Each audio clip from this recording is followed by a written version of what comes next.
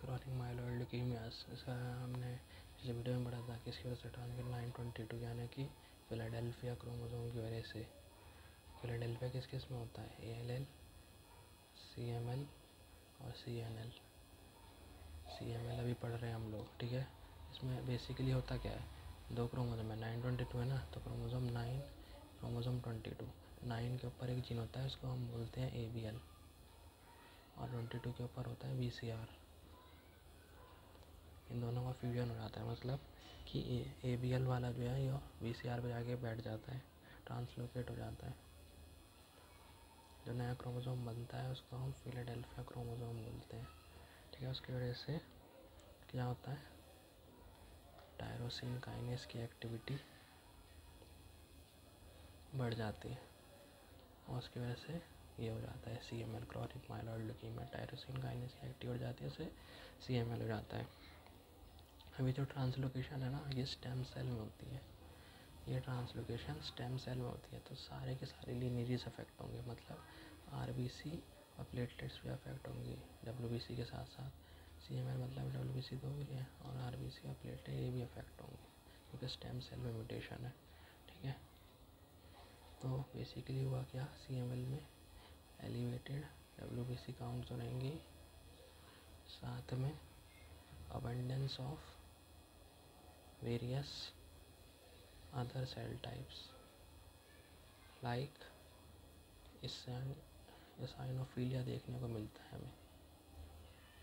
हमें इसाइनोफिलिया देखने को मिलता है इसके अंदर मोस्ट कॉमनली। और शिफ्ट टू लेफ़्ट एक फिनोमेना देखने को मिलता है, शिफ्ट टू लेफ़्ट। अब इसका मतलब क्या है, इसका मतलब क्या है कि हमें ना इमेच्योर फॉर्म देखने को मिलेंगी।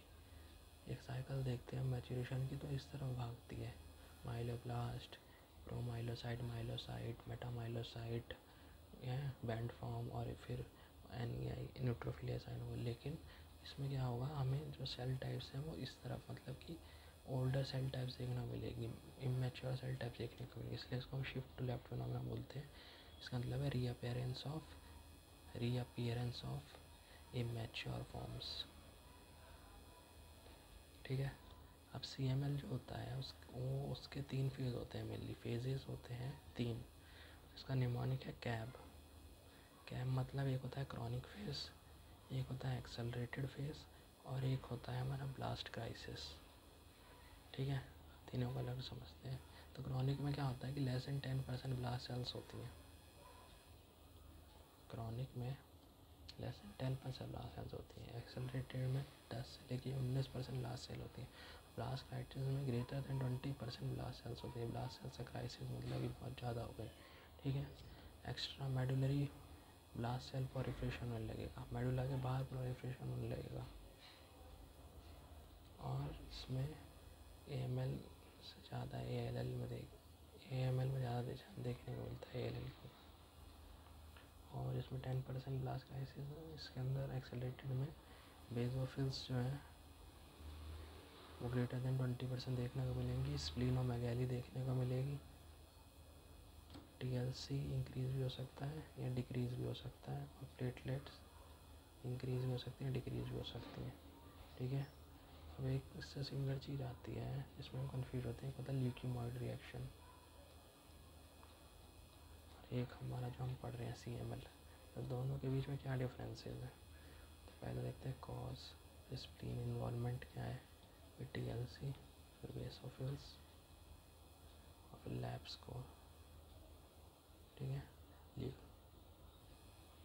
अब कॉज में इसमें 921 फिलाडेल्फिया क्रोमोसोम कॉज था इसका, ठीक है।